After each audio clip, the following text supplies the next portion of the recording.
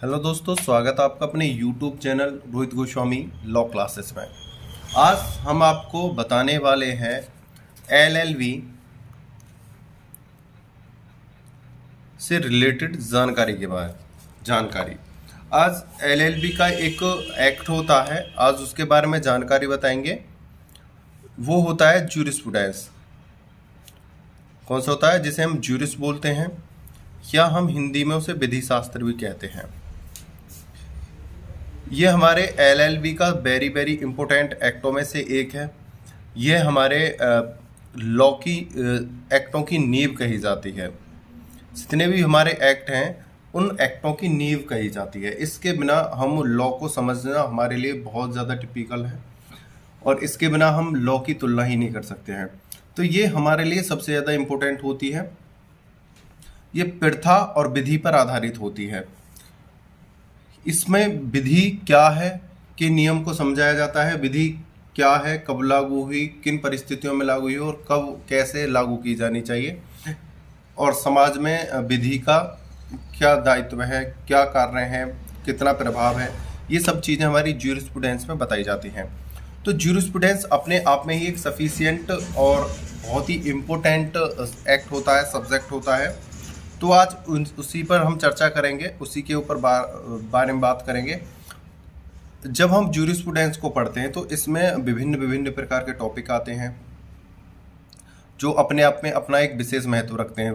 बहुत से जो विधिवेत्ता हैं वो अपने मतों के अनुसार, अपनी परिभाषाओं के अनुसार डेफिनेशंस के अनुसार इसके अलग अलग नियम बताते हैं, सही गलत के सिद्धांतों को बताते हैं।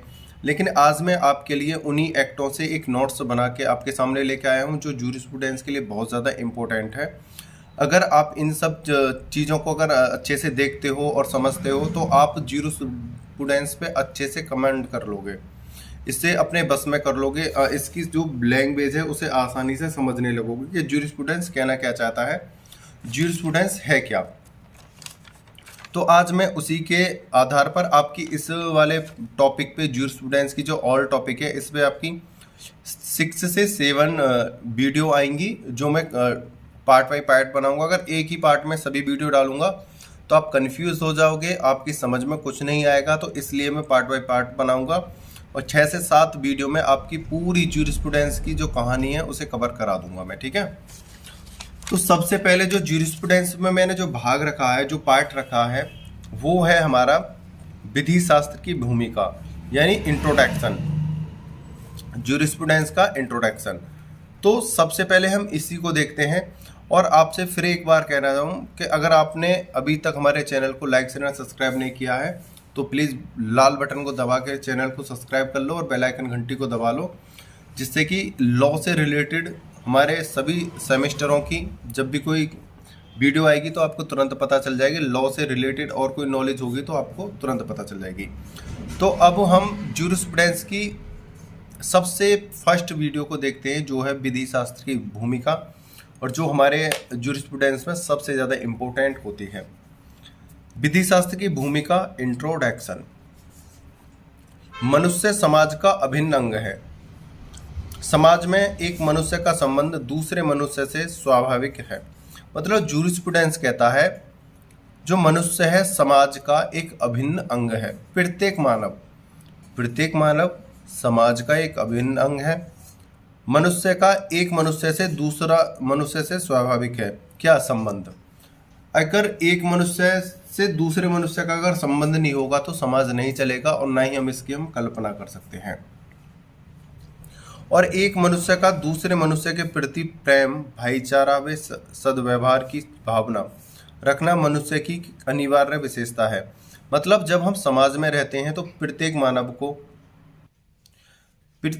को एक मानव को दूसरे मानव के साथ भाईचारा, प्यार, सद्व्यवहार, यह सब चीज़ों का होना अनिवार्य है। अगर हम समाज में प्रेम, भाईचारा और सही व्यवहार से और नैतिकता से नहीं रहेंगे तो हम समाज में एक दूसरे की जीवन की कल्पना करना बहुत ज़्यादा टिपिकल है, और ना ही हम अपने समाज में ज़्यादा दिन अपने इस भाईचारे को बना के रख सकते हैं। अगर हम इस तरह से व्यवहार नहीं करेंगे तो हमें मिलजुल कर रहना चाहिए। इन सभी का क्या है, मिलजुल कर रहना चाहिए।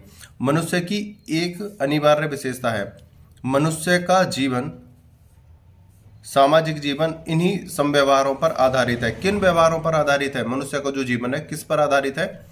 प्रेम, भाईचारा, सद्व्यवहार, नैतिकता, सामाजिक, इन सभी चीजों पर आधारित है।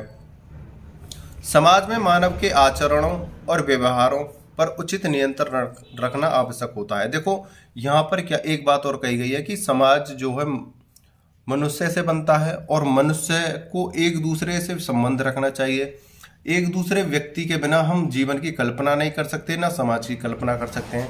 उसके लिए हमें भाईचारा बना के रखना चाहिए, प्यार से बोलना चाहिए, सद्व्यवहार रखना चाहिए, नैतिकता रखनी चाहिए और समाज में मानव के आचरणों और व्यवहारों को उचित नियंत्रण रखना आवश्यक होता है। मतलब आचरण को एक कंट्रोल में रखना, व्यवहार को, इन सभी को एक नियंत्रण में रखा जाना आवश्यक है ताकि उनके परस्पर हितों की रक्षा हो सके।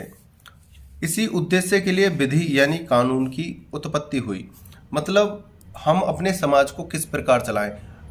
अगर एक बात बताओ, अगर हम समाज बनाते हैं और समाज में किसी भी प्रकार का कोई नियम, कायदा, कानून नहीं है, सब व्यक्ति अपनी मर्जी के मालिक हैं, कोई किसी का मर्डर कर रहा है, कोई किसी को छेड़ रहा है, कोई कहीं जा रहा है, कोई खनन कर रहा है, कोई गैर कानूनी कार्य कर रहा है, कोई हथियार खरीद रहा है, कोई हथियार बेच रहा है गैर कानूनी तरीके से, अगर इस प्रकार के कार्य होंगे समाज में, तो क्या हम अपने समाज की कल्पना कर सकते हैं? कोई बहन बेटियों को छेड़ रहा है, बदतमीजी कर रहा है, ना कोई शिक्षा व्यवस्था है। तो इन सभी को सुचारू रूप से चलाने के लिए भाई एक हमने मुहावरा पढ़ा था, जिसकी लाठी उसकी भैंस, ये वाला नियम हो जाएगा तो क्या समाज को हम चला पाएंगे? ताकतवर व्यक्ति का राज होगा, फिर कोई गरीब की तो सुनेगा ही नहीं ना। किसी की बहन है, किसी की बेटी है, उन सबको परेशान करा जाएगा। तो उसके लिए क्या कहा गया है, एक विधि का होना अत्यंत आवश्यक है। विधि एक ऐसा माध्यम है जिसके द्वारा राज्य के प्रजाजनों के आचरणों, समव्यवहारों तथा कार्यकलापों पर उचित नियंत्रण रखते हुए समाज में शांति व्यवस्था बनाए रखता है।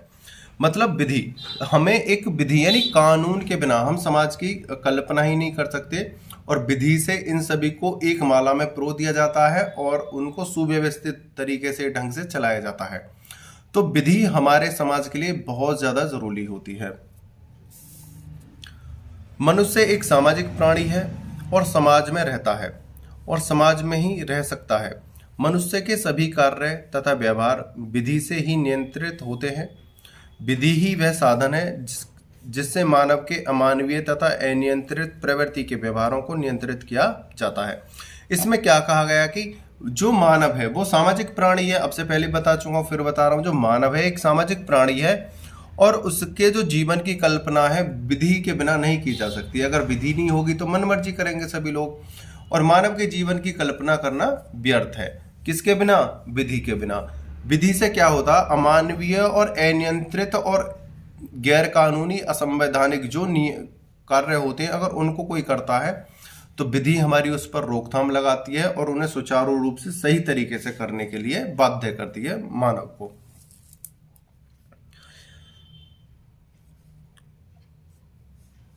विधि समाज में मानव का दूसरे मानव के साथ सद्भाव, स्नेह एवं परस्पर अधिकारों के अतिक्रमण न करने का, एक मनुष्य का दूसरे मनुष्य पर आक्रमण न करने के सारे नियंत्रण का कार्य विधि ही करती है।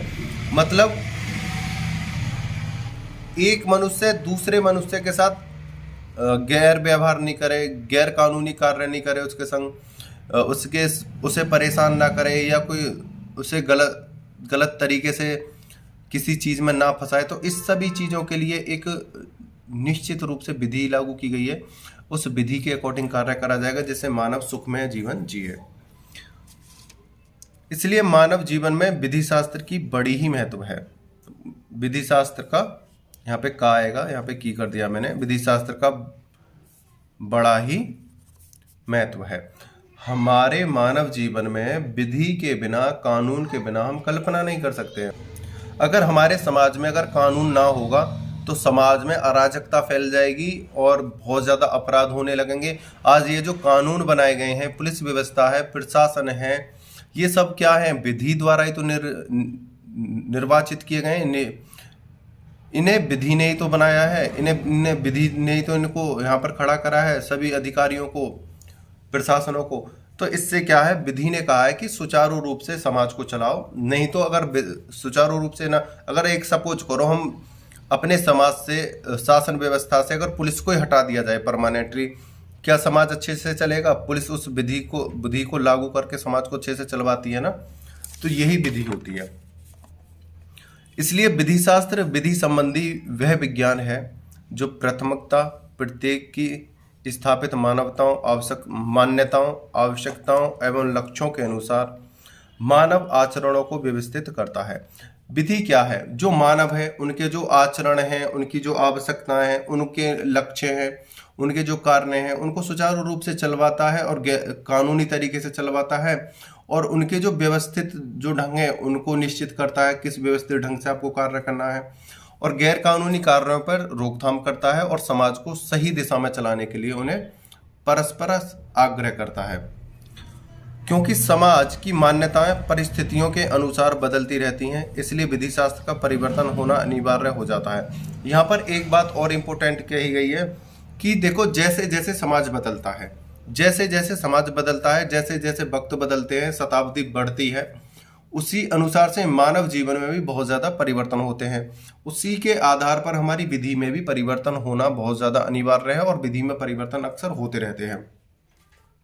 अगर आज से हम 100 वर्ष पहले की कल्पना करें, या आज़ादी जब हमारी 1947 में जब हमारा देश आज़ाद हुआ था, उस समय की विधि की बात करें और अब की बात करें 2022 की, तो उस समय की में 1947 में और 2022 में तो बहुत अंतर हो गया। उस समय किसी और प्रकार की विधि थी, आज किसी और प्रकार की विधि लागू हो गई है, और आने वाले फ्यूचर में और मतलब चेंजिंग होती रहेंगी विधियां हमारी। तो जिस प्रकार समाज बदलता रहता है, समाज में कुछ चीज़ें आती जाती रहती हैं, तो उनके अकॉर्डिंग हमें विधि में भी बदलाव करा जाना चाहिए। तो जर्मी बेंथम को आधुनिक विधि शास्त्र का पितामह कहा जाता है। जर्मी बेंथम को क्या कहा जाता है? आधुनिक विज्ञान का, विधि शास्त्र का पितामह कहा जाता है। मैंने विज्ञान बोल दिया था तो सॉरी। जर्मी बेंथम को जो आधुनिक विधि शास्त्र है, जो हमारे वर्तमान समय का जो कानून है, उसका पितामह कहा जाता है। सपोज करो आज से 15-16 साल पहले एंड्रॉयड फ़ोन नहीं थे, लैपटॉप की मात्रा बहुत कम थी, इलेक्ट्रिशियन चीज़ों की मात्रा बहुत कम थी, तो इस पर कानून थोड़ी बने थे। 1947 में नाम मात्र के लिए इन पर कानून थे, लेकिन जैसे जैसे समाज में इन चीज़ों का बोलबाला होता जा रहा, बढ़ते जा रहे हैं, तो इन पर कानून बनते जा रहे हैं। तो इसी प्रकार जैसे जैसे समाज बदलता है, जैसे जैसे शताब्दी बढ़ती है, समाज में चेंजिंग होती है और समाज के अकॉर्डिंग कानून बनते बिगड़ते रहते हैं। तो ये थी हमारे विधि शास्त्र की भूमिका। विधि शास्त्र यह बताता है कि बिना कानून के समाज को, बिना विधि के समाज को नहीं चलाया जा सकता है। एक सुव्यवस्थित समाज को चलाने के लिए, सुव्यवस्थित समाज को बनाने के लिए विधि का होना बहुत आवश्यक है, और विधि के बिना हम समाज की कल्पना नहीं कर सकते हैं। उम्मीद करता हूँ यह बात आपको अच्छे से समझ में आई होगी और आपने इसके नोट्स भी बनाए होंगे, उम्मीद करता हूँ। और आपको LLB से जुड़ी 1st सेम से 6th सेम तक की सभी वीडियो एक ही यूट्यूब चैनल पर रोहित गोस्वामी लॉ क्लासेस में आपको प्लेलिस्ट में सेमेस्टर वाइज आपको मिल जाएंगी। आपके प्रीवियस ईयर के पेपर भी आपको मिलेंगे, और ज्यूरिस्प्रूडेंस से रिलेटेड और जो वीडियो हैं वो आपको जल्द से जल्दी प्रोवाइड करा दी जाएंगी, जिससे आप यह समझ पाओगे कि ज्यूरिस्प्रूडेंस है क्या और ज्यूरिस्प्रूडेंस के अंदर किस चीज़ की डिमांड की जाती है। इन सभी चीज़ों को लेके आएंगे हम नेक्स्ट वीडियो में, और आपको ज्यूरिस्प्रूडेंस के बारे में बताएंगे। और आपसे सिर्फ एक बार एक चीज़ और कहना चाहता हूँ, अगर आपने हमारे चैनल को अभी तक लाइक, शेयर एंड सब्सक्राइब नहीं किया है और बेल आइकन घंटी को नहीं दबाया है, तो लाल बटन को दबा लो और बेल आइकन घंटी को ऑन कर लो, प्रेस करो, जिससे हमारी कोई नई वीडियो आएगी आपको तुरंत पता चलेगा। और नेक्स्ट वीडियो का टॉपिक होगा हमारा विधि शास्त्र का अर्थ। तो हम आपको जल्दी ही मिलते हैं आपके YouTube चैनल पर। तब तक के लिए बाय बाय, धन्यवाद, टेक केयर, जय हिंद, जय भारत।